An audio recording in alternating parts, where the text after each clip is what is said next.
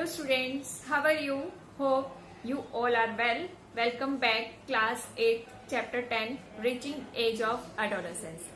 In this chapter student we will study about the age of adolescence, the various changes which take place in this age such as development of secondary sexual character, changes in physical appearance, change in voice pattern, activeness of sebaceous and sweat gland, development of hormones or glands. Such type of the changes take place in this adolescence. Let's start chapter 10 part 1. Chapter 10 reaching the age of adolescence. Adolescence is a transition period between childhood and adulthood. It involves various physical changes in an individual and rapid growth.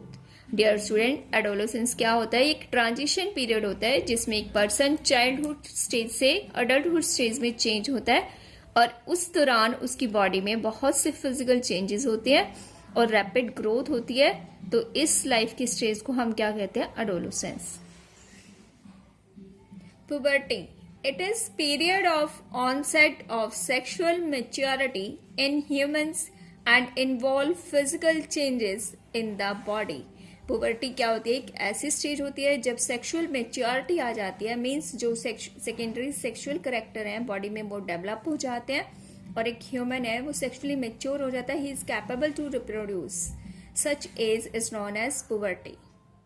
Secondary sexual characters. There are some characters that an organism develop during the time of puberty.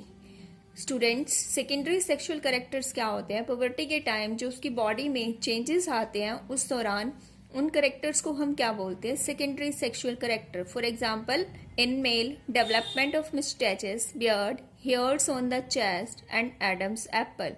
ये सारे changes एक mail की body में होते हैं जिनको हम क्या बोलते हैं? Secondary sexual characters. Change in the voice pattern. Students, जब एडोलेसेंस पीरियड आता है तो आप देखते हो बॉयज की आवाज वॉइस भी चेंज हो जाती है. क्यों होती है ये? An adult male has deep and hoarse voice where as a child has soft voice. Adult की वॉइस हमेशा डीप और लाउड होती है जबकि चाइल्ड की वॉइस हमेशा सॉफ्ट होती है. The adult mail develops a large voice box which makes their voice deeper. जैसे जैसे उसकी बॉडी ग्रो करती है तो उसका जो वॉइस बॉक्स होता है, लैरिंक्स होता है, वो डेवलप हो जाता है, बड़ा हो जाता है. That's why its voice become deeper. The voice box in the male is often seen as producing structure which is known as Adam's apple. Students, आपने देखा होगा मेल्स की बॉडी नेक में जो वॉइस बॉक्स होता है वो बाहर से हमें विजिबल भी होता है, दिख रहा होता है बाहर एक structure. That is known as Adam's apple. जो वॉइस बॉक्स लार्ज हो जाता है और आउटसाइड हमें नेक में दिख रहा होता है ऊपर उभरा हुआ स्ट्रक्चर, उसको हम क्या बोलते हैं? Adam's apple.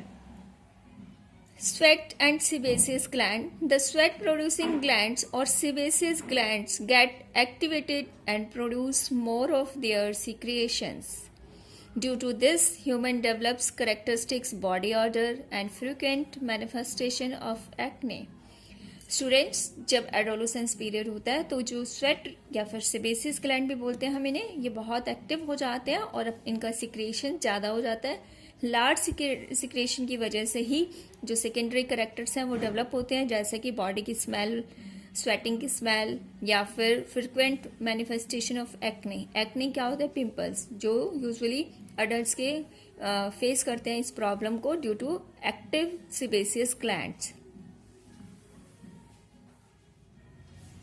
एडोलेसेंस एज में और क्या क्या चेंजेस होते हैं? Change in behaviour, attitude and reaching emotional maturity.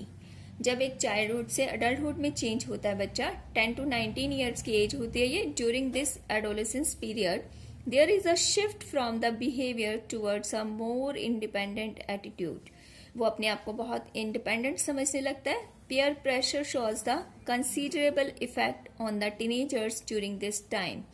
इस पीरियड को हम टीनेजर्स पीरियड भी बोलते हैं और इस दौरान जो चाइल्ड है उसके ऊपर पीयर ग्रुप का बहुत प्रेशर होता है. मीन्स जो अपने फ्रेंड्स होते हैं, फ्रेंड सर्कल होता है, उसका इफेक्ट उन पे बहुत पड़ता है. इस दौरान जो उसके फ्रेंड सर्कल उसको सजेस्ट करते हैं, उसको लगता है वही ठीक है जो मैं सोच रहा हूँ, तो ऐसी एज में उसके एटीट्यूड में, बिहेवियर में, इमोशनल मैच्योरिटी आती है। ये सब चेंजेस होना नेचुरल होता है, बायोलॉजिकल प्रोसेस होता है। How are changes at puberty regulated? Dear student, हमने पढ़ा कि एडोलेसेंस में इतने सारे चेंजेस होते हैं उसके बॉडी में। फिजिकल चेंज होते हैं, इमोशनल चेंजेस होते हैं, इमोशंस उसके चेंज हो रही है, फीलिंग्स बदल रही हैं। तो ये सारे चेंजेस कैसे रेगुलेट होते हैं, क्यों होते हैं? तो these changes associated with puberty are under the influence of certain chemical substance produced in the body। ये कुछ केमिकल सब्सटेंस होते हैं जो उनको रेगुलेट करते हैं। और ये केमिकल सब्सटेंस कहाँ से आते हैं? These chemicals are known as hormones. The organ which secrete these hormones are called endocrine gland. इन केमिकल सब्सटेंस को हम हॉर्मोन्स बोलते हैं। और ये हॉर्मोन्स कहाँ से सिक्रेट किए जाते हैं? जिन ऑर्गन से सिक्रेट किए जाते हैं उनको हम एंडोक्राइन ग्लैंड्स बोलते हैं। एंडोक्राइन ग्लैंड्स क्या होते हैं? हमारे बॉडी का वो पार्ट होता है विच सिक्रेट समथिंग और which secrete some chemical substance which effect our body. तो ये एंडोक्राइन ग्लैंड हार्मोन्स सिक्रेट करते हैं जो हमारी बॉडी को इफेक्ट करते हैं, रेगुलेट करते हैं। उसमें फिजिकल चेंजेस आते हैं, हमारे इमोशंस चेंजेस होते हैं एडोलेसेंस पीरियड्स के दौरान। Hormones and reproduction. ये जो हॉर्मोन्स हैं ये रिप्रोडक्शन से कैसे एसोसिएट होते हैं या रिप्रोडक्शन में कैसे हेल्प करते हैं students? At puberty the testis of human male produce a hormone called testosterone. हमने मेल रिप्रोडक्टिव सिस्टम में पढ़ा था कि टेस्टिस क्या होती हैं? दे आर द गोनेड्स और they are the glands which can secrete the chemical substance. These testes secrete male sex hormones that is known as testosterone. Testosterones होता है जो रिस्पॉन्सिबल होता है जो मेल की बॉडी में जितने भी चेंजेस आ रहे हैं, जितने सेक्सुअल करेक्टर डेवलप हो रहे हैं, सेकेंडरी सेक्सुअल करेक्टर जो हमने पढ़े थे, जैसे मस्टैचेस बनना, वॉइस का चेंज होना, वो सब कंट्रोल कर रहा है testosterone. And it also control the और regulate the sperm production in the male. ये हार्मोन्स मेल के अंदर स्पर्म प्रोडक्शन को भी कंट्रोल करता है। स्पर्म प्रोड्यूस होने शुरू होते हैं इस हार्मोन की वजह से।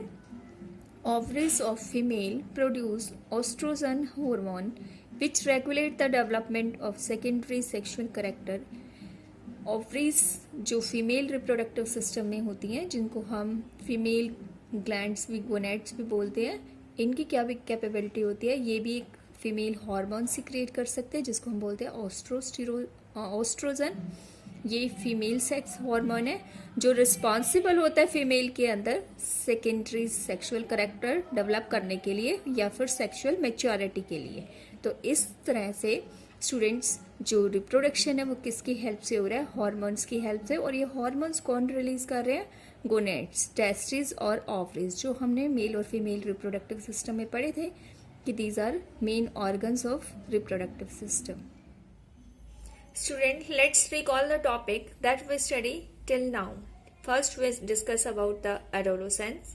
Next, puberty. What is the puberty?